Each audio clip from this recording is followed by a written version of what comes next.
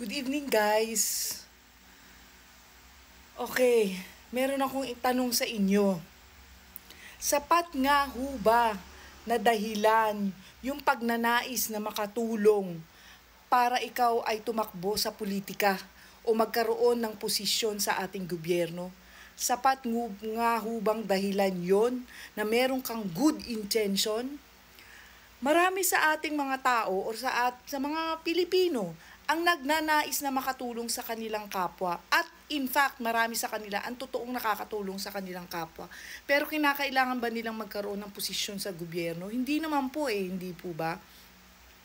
Okay, yung iba ay nag-argue na kapag sila ay nasa politika, mas magiging malawak ang kanilang platform at mas marami ang kanilang matutulungan.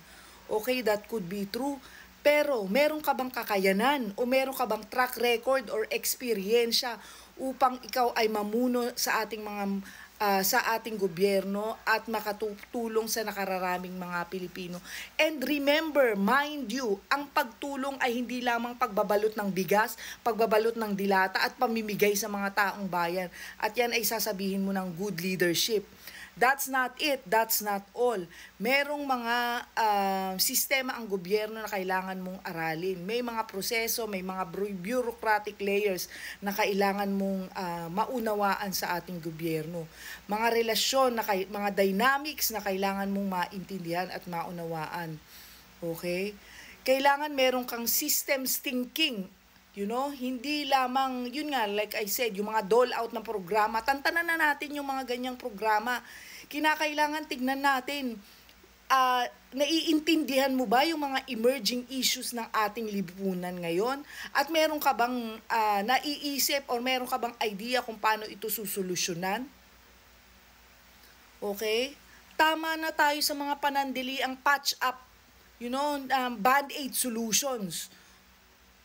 Papaano yung mga issues natin ng access to health, for example, paano mo ito susolusyonan? Okay, hindi lamang ito pagbibigay ng guarantee letter doon sa mga taong may sakit, but rather, paano ka bubuo ng isang sistema wherein ang lahat ng Pilipino ay merong access at merong affordable na access doon sa health services. Alam niyo sa Pilipinas, mahirap magkasakit. Kapag kahit gaano kalaki ang kita mo or kahit gaano kadami ang pera mo, pero pag ikaw ay nagkasakit lalo na at chronic ang iyong sakit, purita ang labas mo. Napakamahal ng medication, napakamahal ng hospitalization, napakamahal ng serbisyo sa mga ospital o sa mga healthcare services. So, paano mo ito susolusyonan? Sa edukasyon, for example, paano mo aabot yung mga kababayan natin na nasa malalayo lugar, far-flung areas, kailangan mong tumawid ng bundok, kailangan mong tumawid ng dagat para maabot sila. Paano mo ito susolusyonan? Paano mo susolusyonan yung emerging issues natin ngayon sa POGO o yung mga organized crimes na lumalaganap ngayon? Hindi lamang issue ng drugs but also issue ng money laundering, issue ng cybercrime, ang mga kabataan natin ngayon ay na-engage or naiimpluwensyahan sila ng social media negatively or sila ay although hindi sila natatouch, pero namomolestya sila through online. Paano mo susolusyonan ng mga ganitong issue ng ating lipunan? Okay, yung issue ng traffic sa Pilipinas, meron ka bang rekomendasyon? Meron ka bang good idea about it? So, kaakibat ng pagtakbo mo o pagkakaroon mo ng posisyon sa politika, kinakailangan na aralin mo papaano yung implementation ng good governance. Ano yung sistema ng gobyerno o proseso sa gobyerno that is a bottleneck para sa mga tao na maka-access ng mga karapatan nila sa sa bansang Pilipinas, sa gobyernong ito. So, meron ka bang ganung mga plataforma? Hindi yung kapag tinatanong ka, bakit mo gustong tumakbo, magkaroon ng posisyon sa gobyerno? Kasi gusto ko pong makatulong. Lahat tayo gustong makatulong. Wala sa atin ang gustong nasa receiving end. Definitely, gusto natin lahat na makatulong. Pero merong iba't ibang pamamaraan at ways para ikaw ay makatulong, hindi lamang sa politika. In the end, marami tayong nawi-witness, na nasa posisyon. In the end, ang gusto lang palang nilang tulungan ay ang sarili nila at ang kanilang pamilya. Pinosisyon na ang buong pamilya sa gobyerno. Pinagkakitaan na ang pera ng bayan. At ito pa yung mga tao na talagang, kailangan sambahin mo or nag-e-expect talaga sila ng sobra-sobrang respeto sa kanilang mamamayan na in fact, yung mga mamamayan nga ang nagpapasahod sa kanila. Dapat nga na sila ang nagsisilbi, hindi yung sila ang pinagsisilbihan.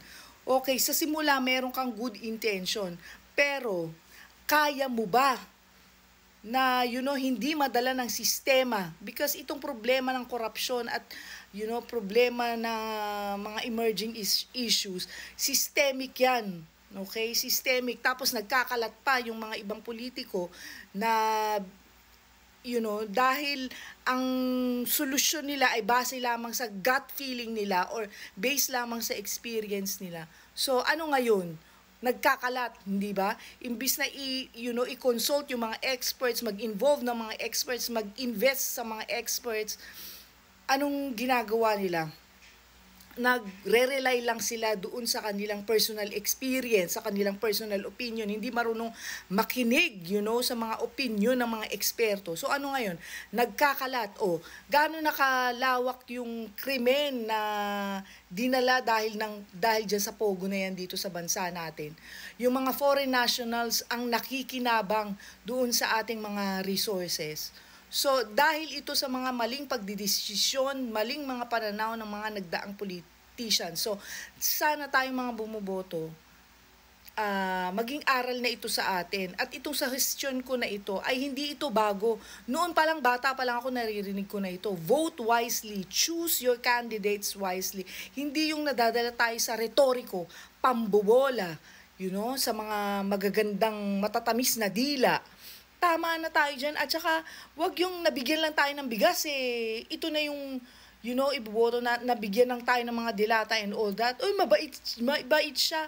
Ito rin yung dahilan kung bakit nasakop ang bansa natin. Ang dali nating mauto, with just a gift or yung simple na ayuda.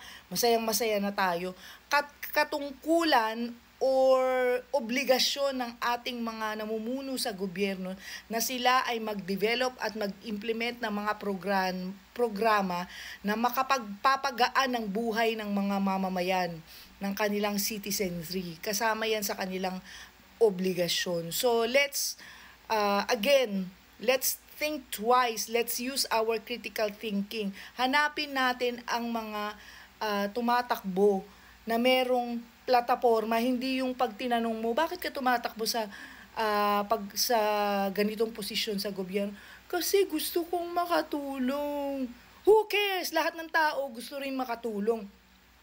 Kasi gusto kong maging masaya ang aking mga mamamayan. Tantanan nyo kami sa ganyan ninyong mga litanya.